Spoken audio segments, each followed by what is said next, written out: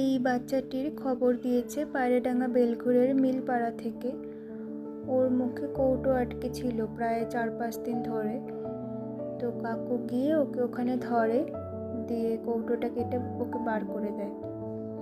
পথ কুকুর বা বিড়ালের যে কোনো সমস্যা হলে আমাদের পায়রাডাঙ্গা পশুপ্রেমী সংস্থাতে কন্ট্যাক্ট করতে পারেন 9332020217 এই নাম্বারে।